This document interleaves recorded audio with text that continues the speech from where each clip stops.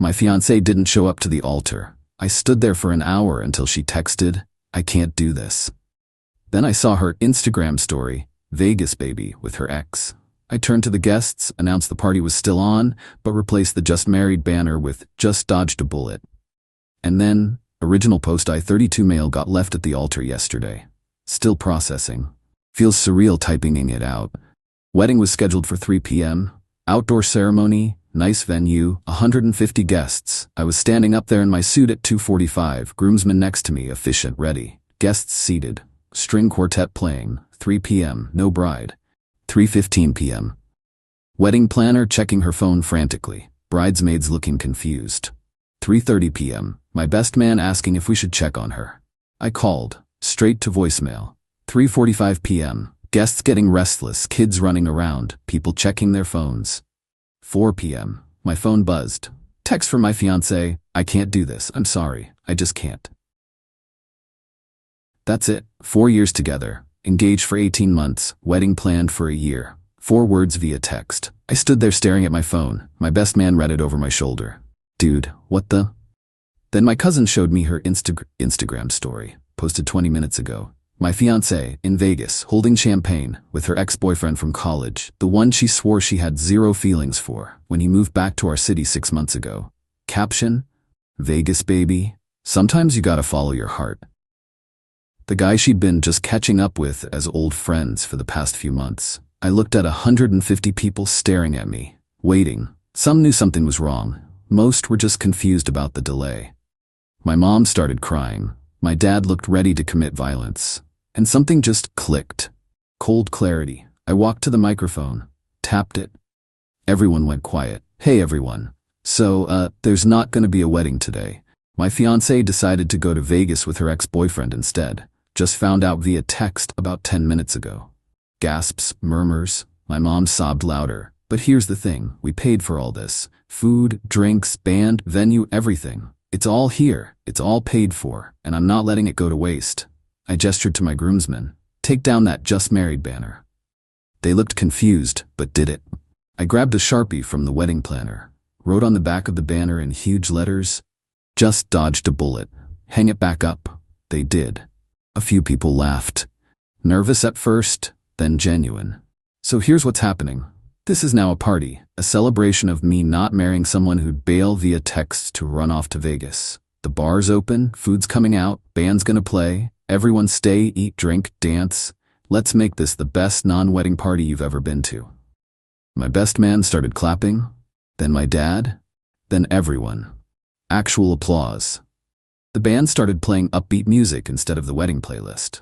The bar opened. Catering staff started bringing out food, steak, salmon, all the expensive stuff we'd ordered. And you know what? People stayed. Almost everyone. They ate, drank, danced, congratulated me on dodging a bullet, gave me pats on the back, told me stories about their own close calls. My uncle cornered me around 7 p.m., 3 whiskeys deep. You know what the best part is? You're not legally tied to her. No divorce, no splitting assets, clean break. He was right. We'd kept our finances separate. Learned that from watching my sister's messy divorce. The house we were supposed to move into after the honeymoon, still in my name only. The deposit came from selling one of my motorcycles. I collect and restore vintage bikes. Have 3 fully restored ones worth about $65 total. My aunt overheard. Wait, did she contribute anything to the wedding costs? No, I paid for everything. Told her to save her money for the honeymoon, which I also paid for. Non-refundable resort in Bora Bora, $8,500. My aunt's eyes went wide. She knew that and still. Yep. The party went until midnight. People were dancing, laughing, having a genuinely good time. The photographer I'd hired actually kept shooting, said these would be the most unique wedding photos I've ever taken. I got home at 1 a.m. Checked my phone. 32 missed calls from her mom, 15 from her dad, 8 from her sister. Bunch of texts demanding I call them immediately. Nothing from her. I blocked all of them and went to bed. Woke up this morning to find my fiancé's stuff still in my apartment. We'd been living together for 2 years. Her clothes in the closet, her toiletries in the bathroom, her artwork on the walls. Also woke up to her Instagram post from 4 a.m. Sometimes the universe tells you what you need, not what you want. Trust the journey. The comments were disabled. Smart move. My best man called. Dude, last night was legendary. How you holding up? Honestly, weird. Not as devastated as I should be, maybe? Because you knew something was off. He was right. The past few months she'd been distant, working late, constantly. Girls' nights, every weekend. Her ex just happened to be at the same bars, the gym, the coffee shop. I'd asked about it. She'd called me paranoid and controlling, said I needed to trust her, that her ex was just a friend. Classic playbook. The thing that really gets me? The wedding was supposed to be yesterday. She was supposed to text me, I can't do this, at the last possible moment, to maximize humiliation. But I flipped it, turned her power move into my party. And now I'm sitting in my apartment drinking coffee surrounded by her stuff, wondering what happens next. Update 1. 3 days later. The fallout has been wild. First, the money situation. Ran the numbers yesterday. Total wedding costs $43,800. I paid every cent. Her contribution, $0. When people ask why I paid for everything, it's simple. I make good money as an electrical engineer, and she's a freelance graphic designer who makes maybe $35 a year. I offered to pay. Told her to save her money. Generous? Sure. Stupid? Apparently. Second, her stuff. She's been radio silent since the Vegas post, until yesterday afternoon when her sister showed up at my apartment. We're here for her things. We? Her sister had brought 2 friends I didn't recognize. No moving truck, just her sedan. Everything's still here. She can come get it herself. She's too upset to face you right now. She was upset enough to text me I can't do this while I was standing at an altar. She can come get her own stuff. You're being petty. I'm being reasonable. She wants her belongings. She can arrange a time to pick them up. Like an adult. They left. Her sister called me a jerk on her way out. That evening, her dad called from a number I hadn't blocked yet. We need to talk about the wedding expenses. What about them? You're going to demand she pay half, aren't you? Because that would be very unfair given the circumstances. I almost laughed. What circumstances? Her running off to Vegas with her ex? She was having a crisis. Cold feet, you should understand that. Cold feet doesn't involve posting Instagram stories from Vegas with another man. She made a mistake, and now you're going to financially punish her for it? I paid for the wedding, all of it. I'm not asking her for anything, but I'm also not giving her anything. What about the gifts, the registry items? Oh, the registry. We'd registered at 3 stores, high-end stuff, kitchen equipment, furniture, electronics. People had been generous. The gifts were for both of us, for our marriage. There's no marriage. I'll be returning everything and giving people their money back. You can't do that. Those are gifts. For a wedding that didn't happen, it's the right thing to do. She deserves half. Of gifts given for a marriage she bailed on? Nah. He hung up on me. Here's where it gets interesting. My ex-fiancée's family started calling my family. Her mom called my mom crying about how I was keeping her daughter's belongings hostage and refusing to split the wedding gifts. My mom, your daughter left my son at the altar to run away with her ex-boyfriend. She's lucky he's not suing her for the wedding costs. Apparently that shut down that conversation real quick. But the real issue? The motorcycles. I mentioned I collect vintage bikes. 3 fully restored ones. 1972 Honda CB754, 22 Keller value. 1985 Yamaha RZ500, 28 Ke value. 1969 Triumph Bonneville, 15 Keller value. All purchased and restored by me before I even met my ex-fiancée. She never cared about them. Called them garage clutter once. Complained about the time I spent on them.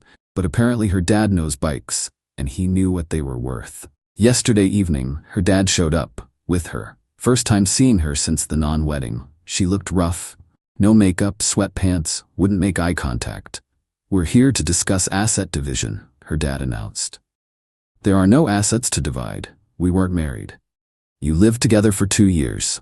Common law marriage in this state means we're not in a common law marriage state. This is not a common law marriage state. Nice try, though. Her dad's face reddened. She contributed to this household. She paid $600 a month rent. That's it. I paid utilities, groceries, everything else. She's paid $0 toward my mortgage. What about the motorcycles? There it was. What about them? She helped you restore them. I actually laughed. She's never touched a wrench in her life, never helped with any restoration work, barely knew what they were. My ex-fiancée finally spoke. Quiet, shaky voice. I gave you emotional support while you worked on them. Emotional support doesn't entitle you to ownership. They're mine. Purchased before we met, restored by me, titled in my name. Her dad tried another angle. She gave up career opportunities to support your lifestyle. What career opportunities? She's freelance, works from home. Her income hasn't changed since we met. She deserves something for her pain and suffering. She caused her own pain and suffering when she ditched our wedding for her ex. My ex started crying. Her dad put his arm around her. You're being cruel, he said. I'm being factual. There's no legal claim here. We weren't married. We don't have common law marriage. She has no ownership stake in my property, my vehicles, or anything else. She can get her belongings and leave. We'll sue for financial compensation. For what? Go ahead and waste your money on a lawyer who will tell you the same thing I just did. They left. Her dad helped her pack some clothes and toiletries. Took about 40 minutes. She cried the whole time. Kept looking at me like I was supposed to comfort her. I sat on the couch reading. When they finished, her dad had one more thing to say. You know what? You two deserved each other. You're both cold and calculating. Difference is, I was cold and calculating after she abandoned me at our wedding. She was cold and calculating while planning to do it. They left. She's got most of her clothes now, but plenty of stuff remains. Her books, her artwork, kitchen items she brought, random furniture pieces. I've given her until the end of the month. After that, it's going on the curb. The best part? Found out from my best man, who talked to her sister's boyfriend, that the Vegas trip was a disaster. Her ex was apparently already seeing someone else. The Vegas thing was just a fling. He made that clear after 2 days. So she burned down her life for a guy who didn't even want her long term. Can't make this stuff up. Update 2. 2 weeks later, things escalated. Of course they did. My ex-fiancée moved back in with her parents. Apparently the independent adult life she was so excited about wasn't as fun when she couldn't afford rent without my subsidizing. Her family has been relentless. Remember how I said I'd return the wedding gifts? I did. Every single one. Took me 3 days, but I contacted every guest who gave us something, explained the situation, and either returned items or refunded money. Most people were incredibly understanding. Some even told me to keep the gifts. I refused, but her family found out and lost their minds. Her mom called me screaming about how I embarrassed them by telling everyone what happened. What was I supposed to do? Keep the gifts under false pretenses? You could have said the wedding was postponed. It wasn't postponed. It was canceled by your daughter, who ran off to Vegas. You're ruining her reputation. She ruined her own reputation when she posted it on Instagram. Turns out, her ex had already gone back to his actual girlfriend. The Vegas thing was exactly what it looked like, a last-minute fling. My ex apparently thought he'd leave his girlfriend for her. He didn't. Now she's back at her parents' house, unemployed. She dropped most of her freelance clients in the weeks before the wedding, single, and dealing with everyone knowing she left a guy at the altar for someone who didn't even want her. This is where it gets wild. Last week, I came home from work to find my garage door slightly open. The lock looked tampered with. Heart pounding, I rushed in. All 3 motorcycles were still there, nothing missing. But they'd been moved. Someone had definitely been in there. Checked my security camera footage. Her dad and her brother, who I didn't even know was in town, had picked the lock and spent an hour in my garage photographing the motorcycles. Taking pictures of serial numbers, condition, modifications, everything. I called the cops, filed a report for breaking and entering. They went to her parents' house that night. Her dad claimed he had every right to inspect marital property his daughter was entitled to. The cops explained that 1. We weren't married. 2. The motorcycles weren't marital property. 3. He'd committed breaking and entering. 4. I could press charges. I asked what happens if I do press charges. He'd be arrested, likely charged with a misdemeanor, face fines or possible jail time depending on the DA. Her dad's face went white. I looked at him. Here's what's going to happen. You're going to leave me alone. You're going to tell your daughter to get her remaining stuff by this weekend or it goes to donation. You're never coming near my property again. And if you do, I'm pressing charges immediately. Understand? He nodded. looking like he wanted to argue but knowing he had zero legal ground. The cops left. Haven't heard from him since. But I upgraded my security. Better locks, more cameras, motion sensors, not taking chances. My ex's lawyer sent me a letter. Yes, she actually hired a lawyer.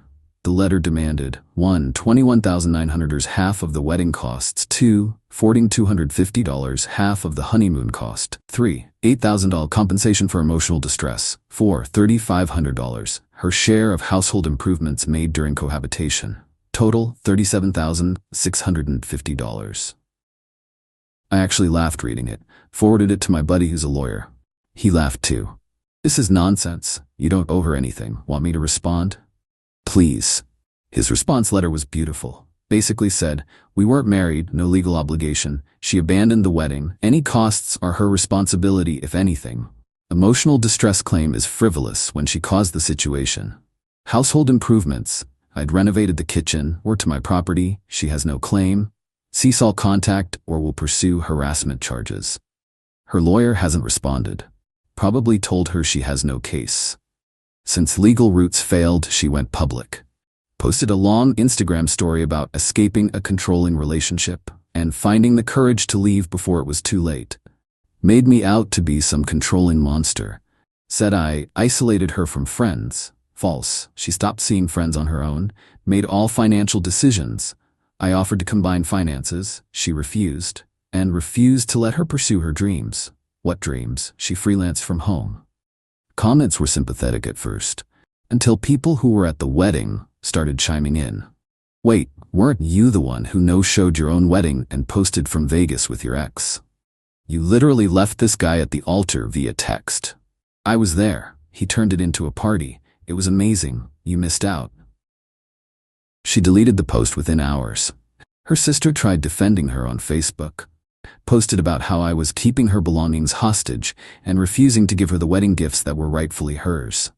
My cousin responded with receipts. Screenshots of me offering multiple times for her to get her stuff. Screenshots of me returning gifts to guests. Her sister also deleted her post. This weekend was the deadline for her stuff. She showed up Saturday morning with a U-Haul, her parents, her sister, and 2 friends. I'd already boxed everything, had it in the living room. Clear labels on each box. Everything's here. Take it and go. Her mom started crying about how cold I was being. Ma'am, your daughter left me at the altar. I'm being more than fair by carefully packing her belongings and giving her multiple chances to retrieve them. They loaded the truck in silence. When they got to the last few boxes, my ex-fiancée tried to talk to me. Can we talk? Just for a minute? No. Please, I need closure. You got closure when you texted I can't do this from Vegas.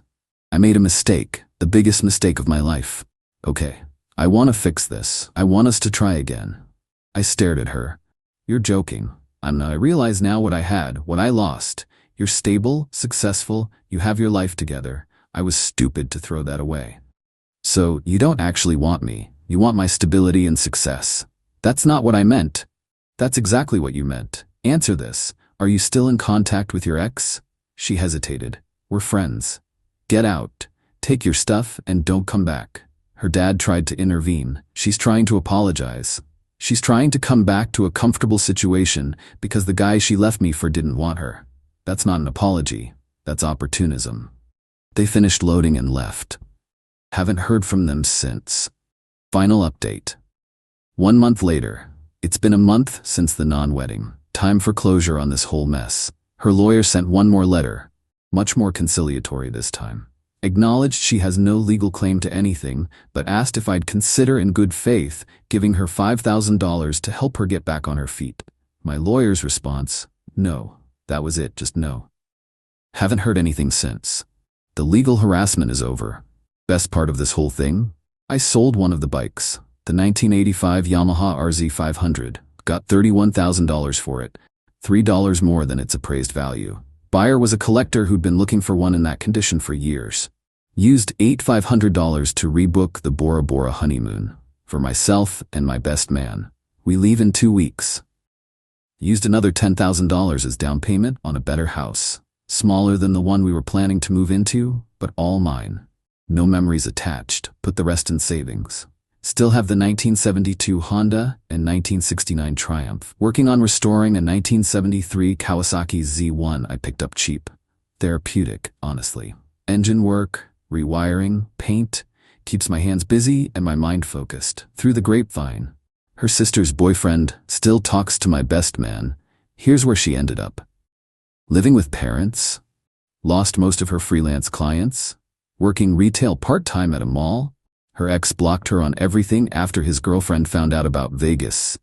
Still telling people she escaped a controlling relationship, but fewer people believe her.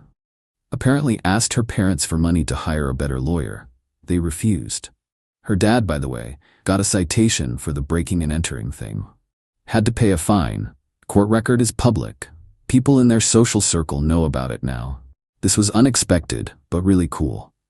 Multiple guests from the wedding have reached out to hang out. Turns out, a lot of them thought I handled the situation with class and humor. Made connections with people I barely knew before. One of them owns a motorcycle shop. We've been collaborating on the Z1 restoration. He's teaching me advanced paint techniques. Good dude. Another couple invited me to their actual wedding next month. Said they want the guy who knows how to throw a party under pressure there. Remember the photographer I mentioned? He actually created an album called The Best Non-Wedding Ever. Shots of the banner, people laughing and dancing, candid moments of pure celebration. He asked if he could use some shots, faces blurred, for his portfolio under alternative event photography. I said yes. It's gotten him 3 bookings for divorce parties and engagement cancellation celebrations. He gave me the full album for free. Said it was the most fun he'd had at a wedding in 15 years. I'm doing okay. Better than okay, actually. That first week was rough. Anger, humiliation, hurt. But it faded faster than I expected. Therapy helped. Went to a few sessions just to process everything. Therapist said I'd likely been emotionally detaching for months before the wedding, which is why the breakup didn't destroy me. Made sense. Dating? Not yet. Not rushing. Focusing on the house, the bikes, my work, my friends. Got a promotion at work last week. Project lead on a major client contract. More money, more responsibility. Would have had to turn it down if I'd gotten married and gone on that honeymoon. The universe works in weird ways. Ran into my ex-fiancée last week. Total accident. Same grocery store, both reaching for the same brand of coffee. She looked terrible, like she'd been crying recently. Saw me and froze. Hey, she said quietly. Hey, awkward silence. How are you? She asked. Good. You? I'm managing. Another silence. Look, I just want to say, don't. Whatever you're about to say, don't. I need you to know I'm sorry. Really, truly sorry. I was selfish and stupid and I hurt you and I've been paying for it every day since. I looked at her. Really looked. She seemed sincere. Broken even. Okay? That's it? Just okay? What do you want me to say? You're sorry. I hear you. That doesn't change anything. Can we at least be friends eventually? No. Why not? Because you didn't just break up with me. You humiliated me in the most public way possible. You left me standing at an altar in front of everyone I care about. You ran off with your ex and posted it on social media. Then you and your family spent weeks trying to extort money from me and claim ownership of my property. Her eyes filled with tears. I know I messed up everything. Yeah, you did. And I've moved on. You should too. I took my coffee and left. She didn't follow. Felt nothing. No anger, no sadness, no lingering feelings. Just nothing. And that's how I knew I was actually okay. Lessons learned. If I've learned anything from this disaster, 1. Trust your gut. I knew something was off for months, should have addressed it sooner. 2. Keep finances separate until marriage. Saved me so much hassle. 3. Document everything. Receipts, titles, property records. Saved my ass legally. 4. You can't control how people treat you, but you can control how you respond. Turning that wedding into a party was the best decision I made. Number 5. Real love doesn't abandon you at the altar via text. Real love shows up. My ex-fiancée texted me yesterday from a new number. I still love you. I'll always love you. I hope someday you can forgive me. I blocked it without responding. Because here's the thing. Maybe she does love me in her own broken way. Maybe she genuinely regrets what she did. Maybe she's learned and grown from this experience. But none of that is my problem anymore. I've got a house to move into, motorcycles to restore, a vacation to take with my best man, a promotion to celebrate, a life to live that doesn't include someone who'd throw it all away on a whim. She made her choice when she chose Vegas over our wedding. I made mine when I chose the party over devastation. And I'm pretty happy with how it turned out. The Bora Bora trip is in 2 weeks. My best man and I are going to drink expensive cocktails, snorkel, and laugh about that time I turned a wedding disaster into a legendary party. Life's good. Moving forward. No regrets. Well, one regret. Should have sold all 3 motorcycles and gone to Bora Bora for a month. Just kidding. I'm keeping the Honda. That bike is perfect.